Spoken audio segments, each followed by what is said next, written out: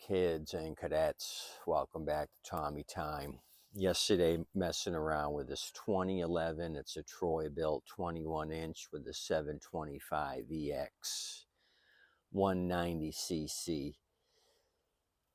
So we had started this thing. We put oil in it. We put fresh fuel in it. It fired off, but the issue we had was the front wheel drive here not engaging. This was a trade-in I took this summer.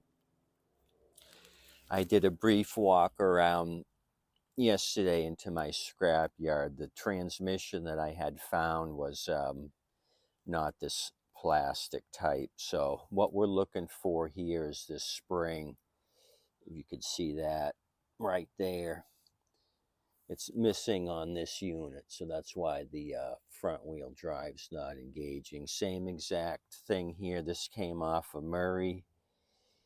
I remember scrapping this thing along with another standard pusher, so I saved the front end and rear ends on both of them. So this is your bottom cover that goes over the belt underneath the engine blade. It'd be right there. Saved all the screws for it, or most of them. It's the same exact setup here on this one. Plastics are all the same, cutouts all the same. Plastics are the same, cutouts.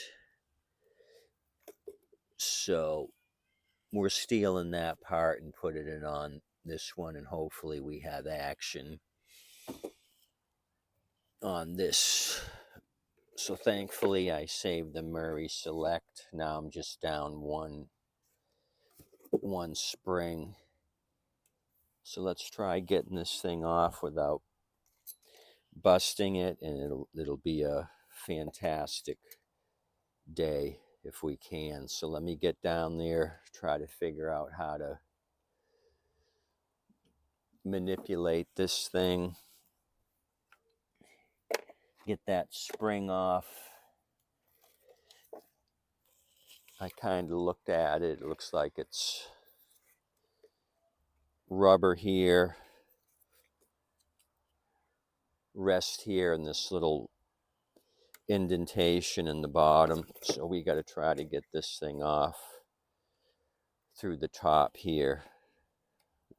That little plastic hook needs to come out. So I'm guessing I'm going to try to take the tension off the spring and feed this down through the top. Hopefully that's how it works and I don't break that plastic, since this is probably 20 years old or so, or 10 to 15 years old. So I don't know if you're in sight, but I'm gonna go to work on it right now.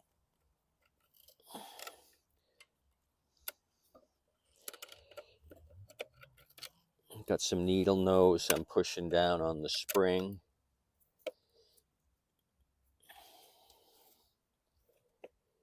Trying to figure out how this works.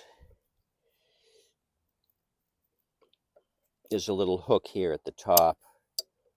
You squeeze the hook together and that acts like a safety.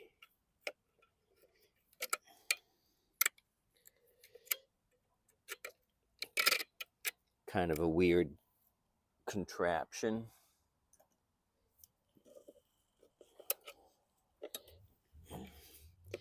I probably should have got it off before I got you, but I wanted to show you where this thing was located. I'm sure somebody's going to give me some advice on how you mess with these things, because I've never taken one off before.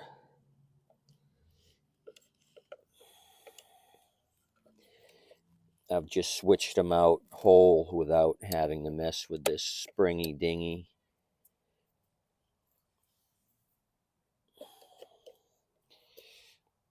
And it'll be a miracle if I don't break it.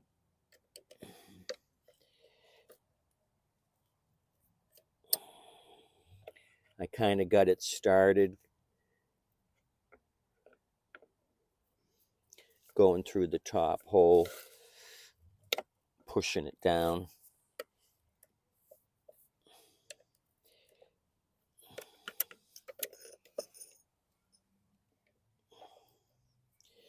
I think that's the ticket, is squeeze and push. Let me get something besides those. Okay. Reaching for tools. Got this extension, 3/8 drive extension. Was going to try to push down on it. This is turning into a disaster.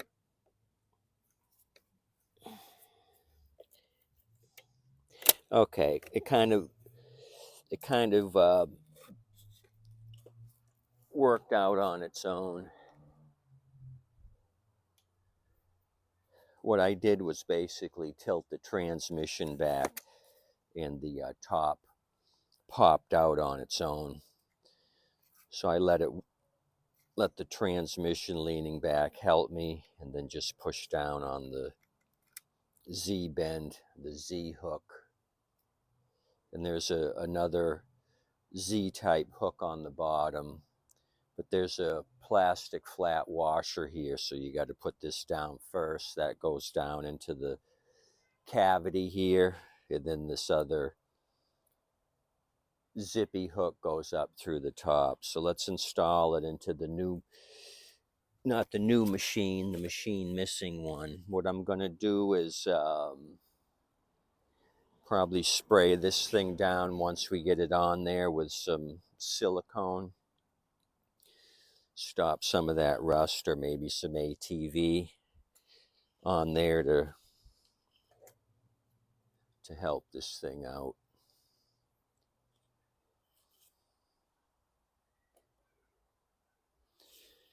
Okay, let's see if I can get this back into place. I don't know if you can see anything. See, there's a piece of debris in the hole down here. Let me remove that. Looks like a piece of metal. Okay, I'm looking for my plastic washer side. Push that down into the receiver, so to speak, at the bottom.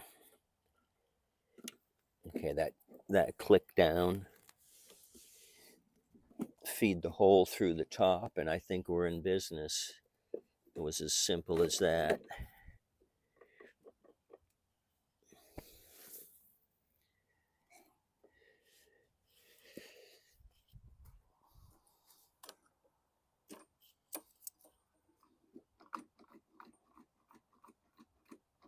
We'll see here in a minute.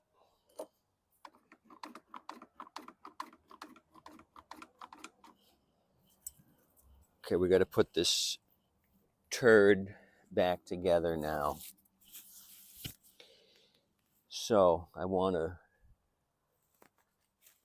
take a little oil, because I don't have any silicone spray nearby. I'll just kind of coat this spring with some oil.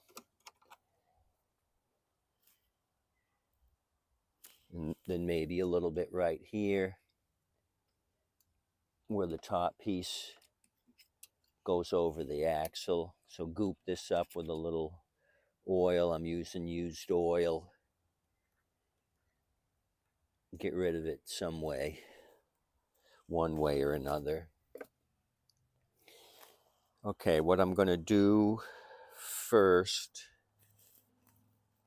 is manipulate this thing on the top, and then probably get it started with that screw there, and then on the other side, that screw. Then turn it over. The majority of the screws are on the bottom side. So let me feed this thing through. The thing you got to do here is take the tab for the wheel adjustment here and kind of manipulate that into place as well. you got to put that on one of the tabs on this top piece, something like that.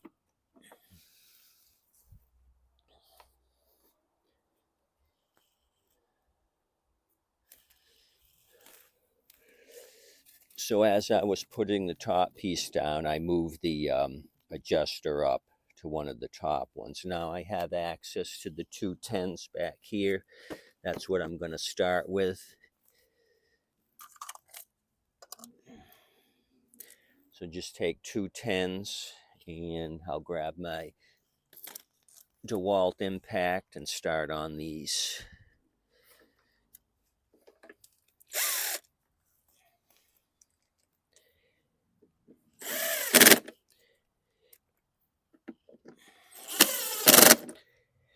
Okay, now we can do the rest from the bottom. Let me turn this thing over. We got all the screws that are going on the bottom. I think there's actually one missing that I noticed when I took this thing apart. Somebody has been in here before and they left one out.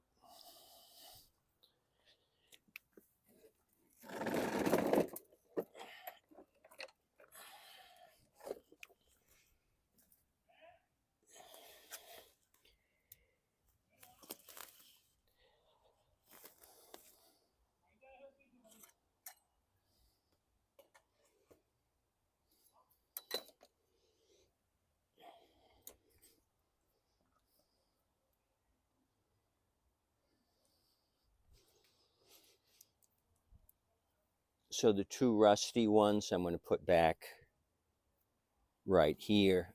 Those came out of this location. They hold the top part of that plastic piece. And then you'll have two here at this wheel, two up here, and then there's should be one here in the middle that was missing. So you should have 5 for here and then 2 for here. So let me reach in front of you, grab my impact, and just start going along.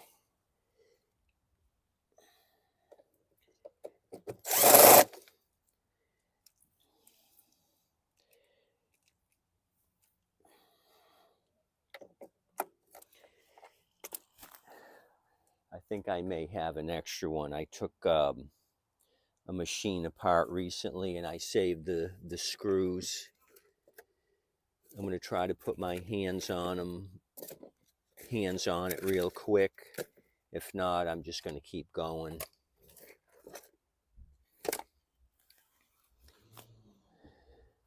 Yeah, give me 30 seconds.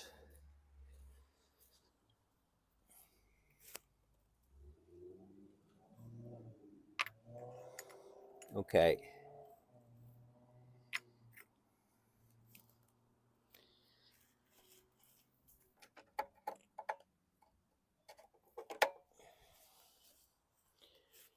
Okay, we're in good shape. I found it. It's the same as what came off of there. Unfortunately, when I walked by the front of the engine, I hadn't had the oil filler cap on tight. I was going to check the oil one more time, and now all the oil's on the sidewalk. So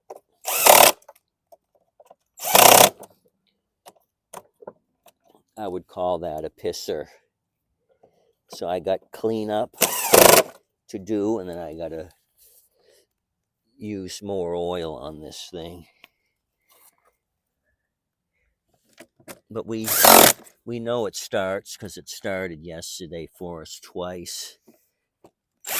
It just had a little bit of a burp is all, but nothing serious. I could hear a little bit of a burp when it was running.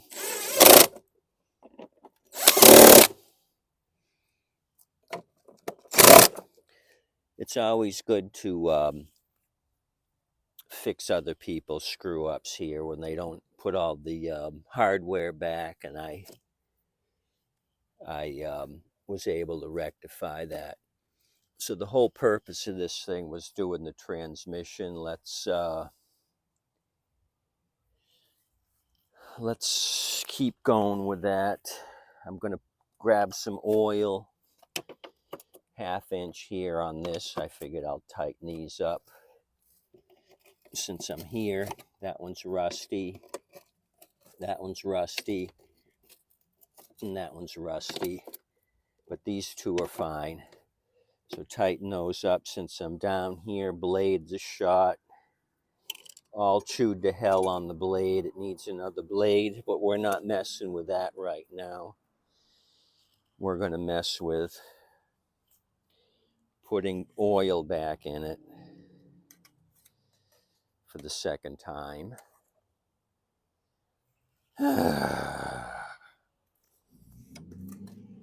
I'll have to get the simple green out here.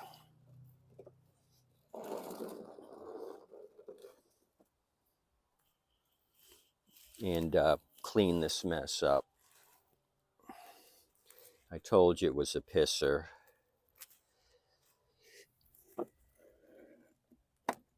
Okay, let's start all over again. It looks like it's good and solid. I'm picking it up with one hand. Let me put you in the Exxon Valdez.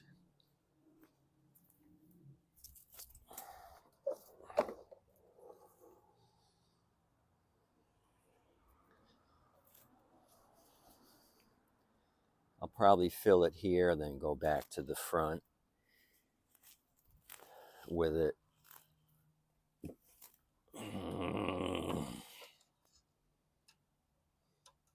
That's a huge pain in my bottom. I don't like those kind of mistakes. I don't want oil all over the place, and I don't want to have to fill this thing twice. More so the oil on my sidewalk. This dirt here I'll have to take and bag it up and dispose of it properly. I just went out to the county with a bunch of used oil. I save it all in jugs. They take batteries, light bulbs, old paint, old chemicals, and oil, antifreeze, and oil filters, which is good. I think they'll also pick up from the curbside. My neighbor puts out 2 milk jugs of old oil once in a while, and they take it. It's never there after they do trash pickup. So I don't know if they just throw it in the hopper or if they put it on a special compartment on the truck. I've never seen them deal with it. I know they take old tires 2 a month as well. I'm putting old car tires out. Sometimes it'll take them a couple of weeks. If their rack is full with tires already, they don't take it. I think they have a rack under the machine, under the compactor, and they put the tires there on a big rod. Okay, so I must be getting good at this. I'm right at the top hole again. So let's move on from that fiasco and see if this thing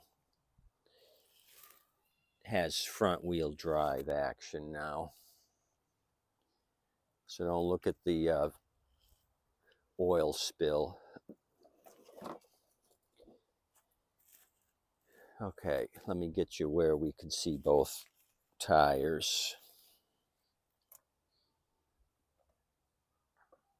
Okay, tell me what you see or don't see. I'm going to pull on this automatic choke. I don't have to do anything but pull and go.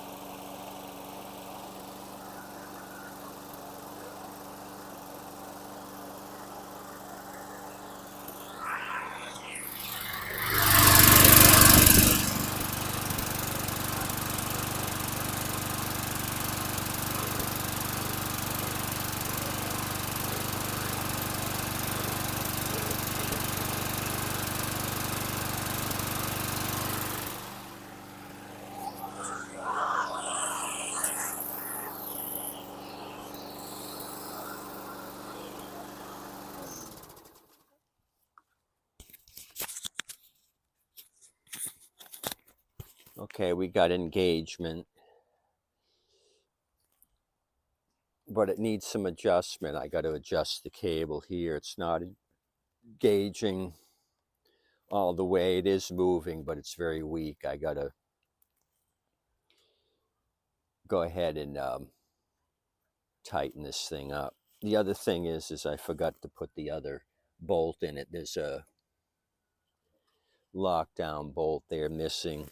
So when I'm trying to lift the front end off, this side's the only one that's really working. This thing here wants to bend down to the ground since I'm missing the bolt. So I'm going to call this one complete. I'm going to go in my bolt section, get another red one, put it on, and adjust the tension up here on this thing, and we should be good to go. It's going to take me a while to clean up this, so I'm going to say goodbye for now. I think the 2011 turned out well. Luckily, I saved this Murray Select Self-Propelled, same drive line as the Troy-Bilt.